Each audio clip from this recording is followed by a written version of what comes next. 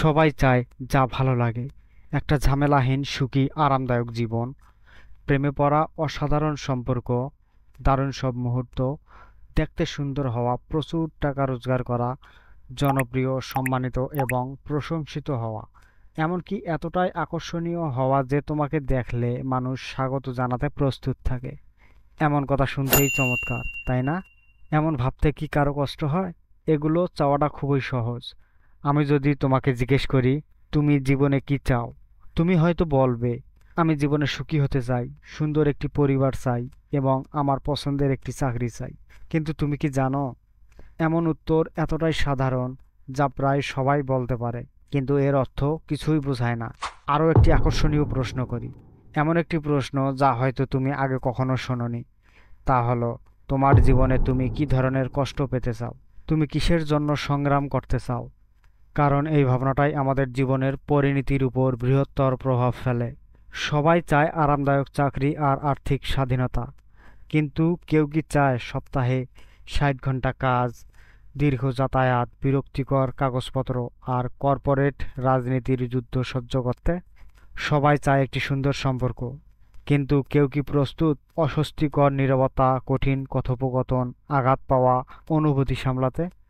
দেখো, ইতিবাচক অভিজ্ঞতা সামলানো সহজ, আসল পরীক্ষা নেতিবাচক অভিজ্ঞতা। তুমি যত ভালো নেতিবাচক অভিজ্ঞতা সামলাতে পারবে, তত ভালোভাবে তুমি জীবন সামলাতে পারবে। যেমন, তুমি যদি অসাধারণ ফিটনেস চাও, তবে জিমে ঘন্টার পর ঘন্টা ঘাম ঝরানো, ডায়েট মেপে খাওয়া, সময় মতো ঘুম, এসব তোমাকে করতে হবে। তুমি যদি ব্যবসা শুরু করতে চাও, তবে অনিশ্চয়তা, ব্যর্থতা, ঝুঁকি সব মেনে নিতে হবে। এমনকি রাতের পর রাত জেগে অনেক কাজও করতে হবে।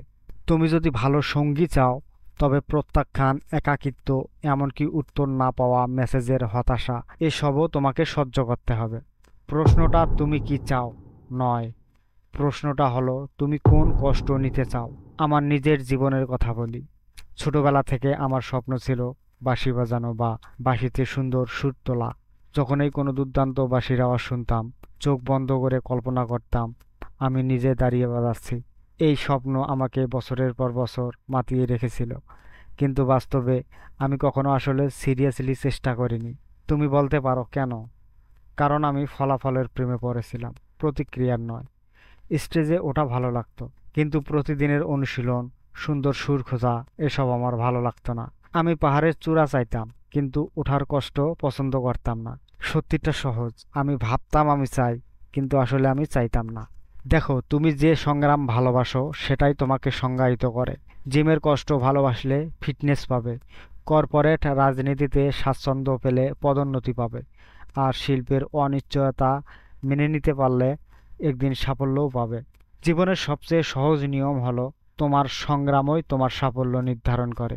তাই বেছে নাও বুদ্ধিমানের মতো, কারণ এটাই তোমাকে তোমার গন্তব্যে নিয়ে যাবে।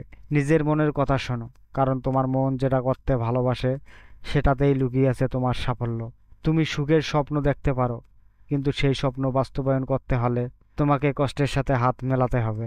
আজ থেকে সিদ্ধান্ত নাও, তুমি কোন কষ্ট বেছে নিবে, কোন লড়াই চালিয়ে যাবে, কারণ সেটাই তোমার জীবন গড়বে, তোমার সাফল্য নির্ধারণ করবে।